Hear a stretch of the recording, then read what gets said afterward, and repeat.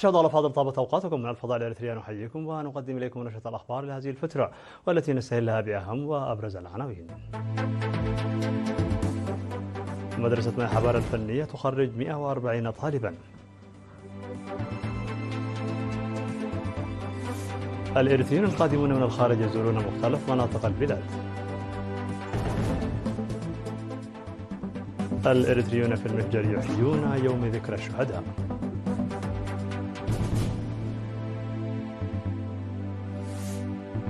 عملية انتحارية توقع 20 قتيلا في صفوف ميليشيا بنيجيريا.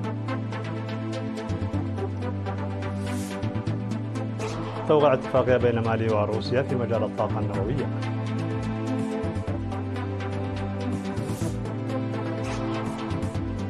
الصين وسنغافورة تبحثان تعزيز العلاقات الثنائية بينهما.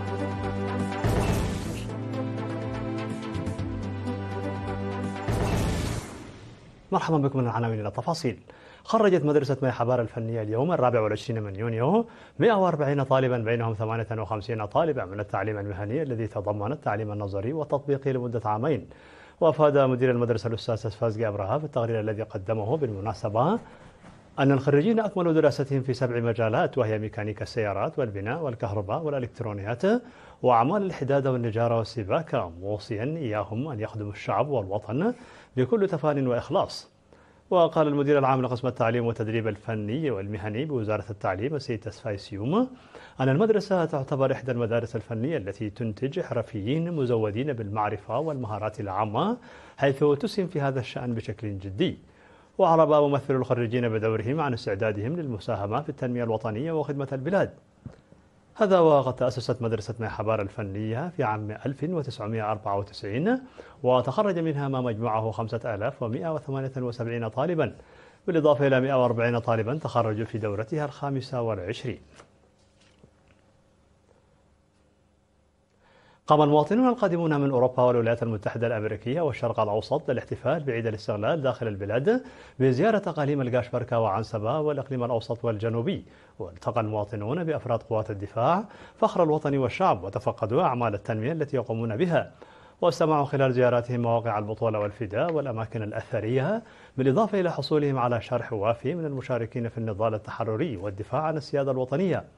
كما زار المواطنون القادمون من الخارج كليات الهندسة والعلوم في ماي نفحي وكلية التجارة والعلوم الاجتماعية في عد قيح، واطلعوا على مرافقها، وشكروا في ختام الزيارة الشعب والمؤسسات الحكومية على حسن الاستقبال وكرم الضيافة.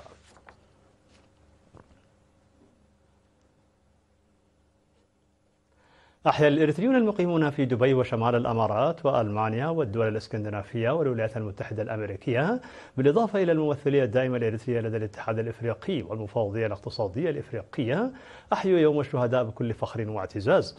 وجدد الإريتريون المقيمون في الدول الإسكندنافية السويد والدنمارك والنرويج عهدهم بتنمية صندوق أمانة الشهداء، وذلك في فعالية إحياء ذكرى الشهداء.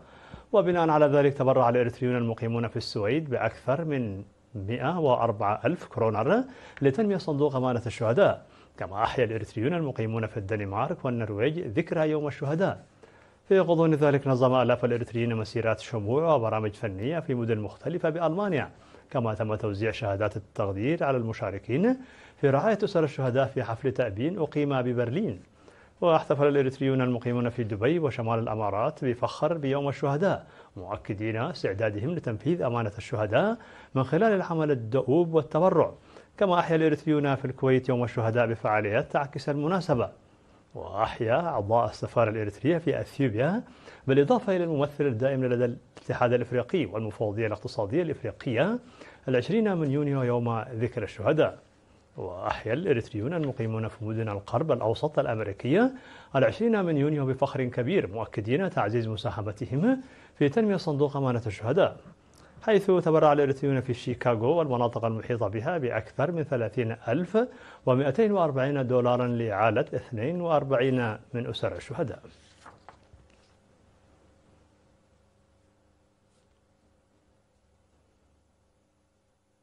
تقوم إدارة الإقليم الأوسط بتنفيذ برامج تطوير القدرات والكفاءات المهنية لأعضائها لضمان تقديم خدمات ذات جودة وكفاءة عالية.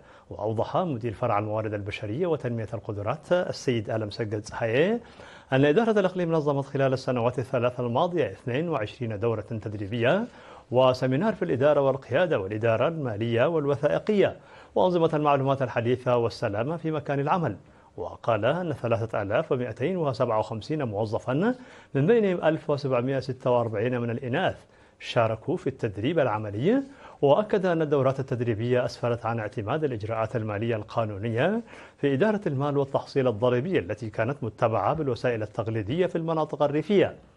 وذكر بأن ربط عملية إدخال البيانات التي كانت مقتصرة على المكتب المركزي لإدارة الإقليم في 16 مديرية بإدخال الطاقة الشمسية والتنسيق مع مكتب الإحصاء ونظم المعلومات مكن الشعب من الحصول على الخدمات عن قرب.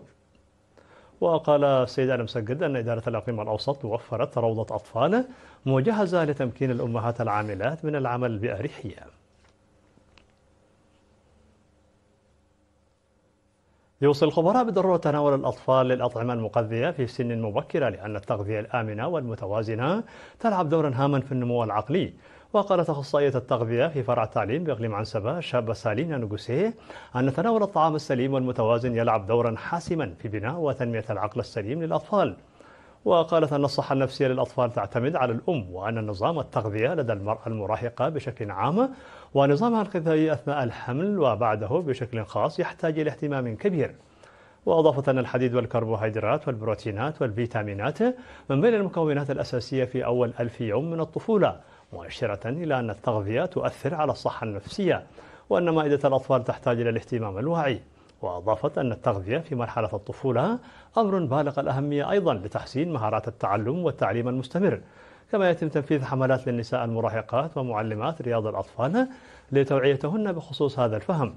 وحثت في الختام وزارات الزراعة والصحة والتعليم والثروة السمكية على توسيع نطاق التدريبات وحملات التوعية الغذائية لتشمل كافة المناطق.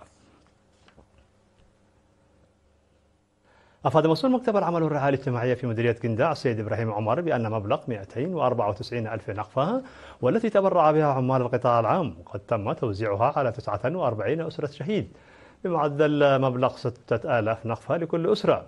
وأشار أيضا إلى توزيع 180 ألف نقفة مقدمة من المواطنين المغتربين على 22 أسرة وتأهيل 50 أسرة محتاجة بالماشية بكلفة 10,000 نقفة لكل أسرة. كما تبرع موظفو إدارة إقليم شمال البحر الأحمر ووزارة الثروة البحرية والقوات الجوية وإدارة مدينة مصوع بمبلغ 6000 نقفة لثلاثة أسرة من أسر الشهداء ببلدة قحتيلاي. وأوضح مدير مديرية قنداع السيد عمر يحيى أن رعاية أسر الشهداء مسؤولية كل مواطن. وقال أن المساعدات المالية التي يقدمها الموظفون في المؤسسات الحكومية والتي بدأت في عام 2019 تزداد في مناطق قحتيلاي وميحبار ونفاسيت وغيرها.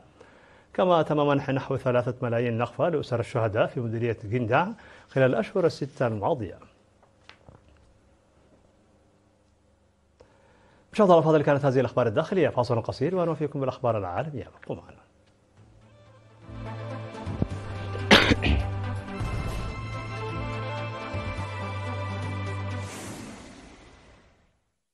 العالمي أودى هجوم انتحاري في شمال شرقي نيجيريا نسب إلى جماعة بوكو حرام المتشددة بحياة 20 مقاتلا في صفوف ميليشيا مناهضة للجهاديين وفق ما ذكر قائد الميليشيا والسكان لوكالة الصحافة الفرنسية. وقال المتحدث باسم شرطة ولاية بورنو ناحوم كينيث داسو لوكالة الصحافة الفرنسية أن حصيلة القتلى 10 مرجحا ارتفاعها.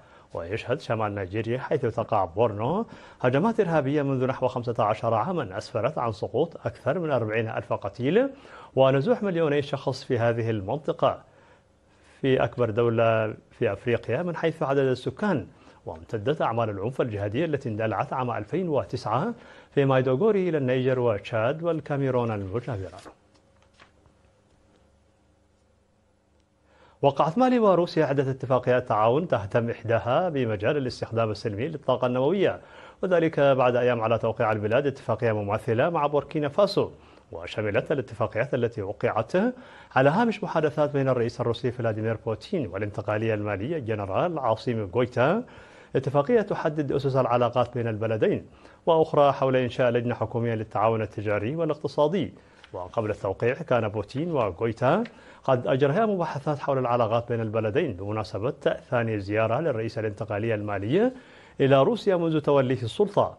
وتحدث بوتين عن وجود مجالات واعدة للتعاون بين مالي وروسيا، مشيدا بالعلاقات الدبلوماسية القائمة بين البلدين منذ 65 عاما.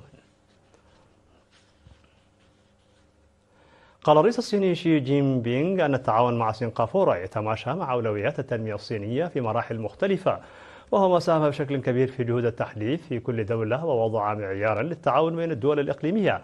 جاء ذلك خلال لقاء الرئيس الصيني رئيس وزراء سنغافورة لورانس وونغ لبحث سبل تعزيز العلاقات بين البلدين.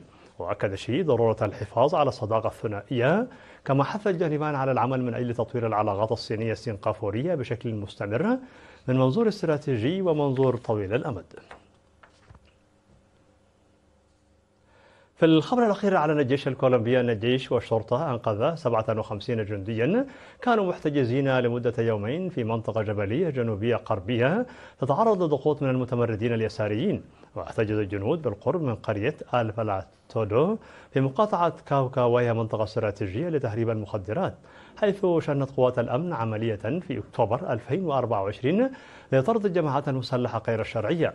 وتعد المنطقة معقلا لفصيل منشق عن جماعة القوات المسلحة الثورية الكولومبية فارك المتمردة سابقا، والتي رفضت اتفاق سلام عام 2016 وتتهم السلطات الجماعة بالضغط على المدنيين لمقاومة وجود القوات الحكومية. في نهاية نشر لكم تذكير بأبرز ما جاء فيها من عناوين. مدرسة محابار الفنية تخرج دفعة جديدة من طلابها. الإريتريون القادمون من الخارج يزورون مختلف مناطق البلاد. الإريتريون في المهجر يحيون يوم ذكرى الشهداء.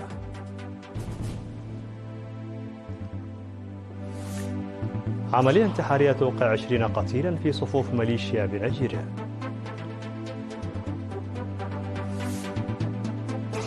توقع اتفاقية بين مالي وروسيا في مجال الطاقة النووية.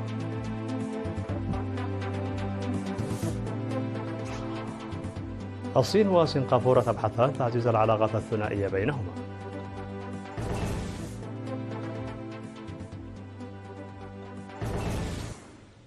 مشاهدينا الأفاضل، بهذا نكون قد وصلنا بكم إلى نهاية النشرة. شكرا على حسن المتابعة، دمتم بألف خير.